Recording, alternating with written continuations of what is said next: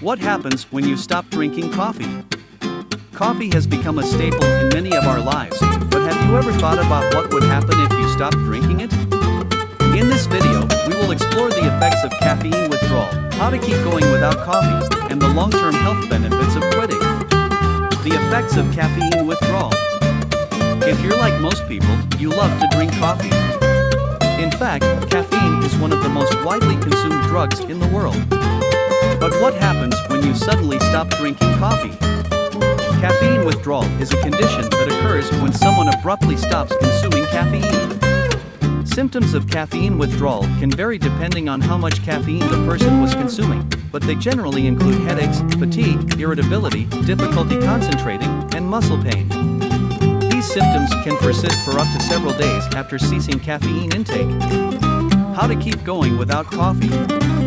Coffee is one of the most popular drinks on the planet, and for good reason. It's delicious, it gives us energy, and it can be enjoyed in many different ways. Some health risks associated with coffee consumption include liver damage and cancer. Coffee is a rich source of antioxidants which might help protect against these disorders, but more research is needed to confirm this theory.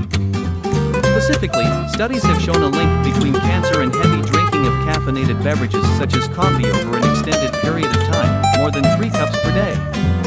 In addition to reducing your risk exposure to harmful health effects from drinking coffee regularly, cutting back or cutting out coffee also has other benefits such as improved concentration skills, a decrease in anxiety, weight loss, and improved sleep quality. So whether you're trying to cut down on your caffeine intake for personal reasons or because you want to avoid any harmful side effects that may come with drinking too much caffeine, cutting back or quitting altogether is usually a better idea. Long-term health benefits of quitting coffee. There are a lot of great reasons to quit drinking coffee.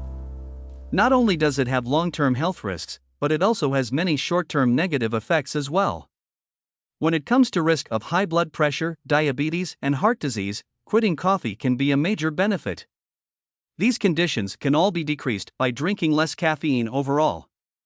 While these are all great things, some people might argue that they don't need all those benefits in order to enjoy a cup of joe now and then. That's where the long-term benefits come in.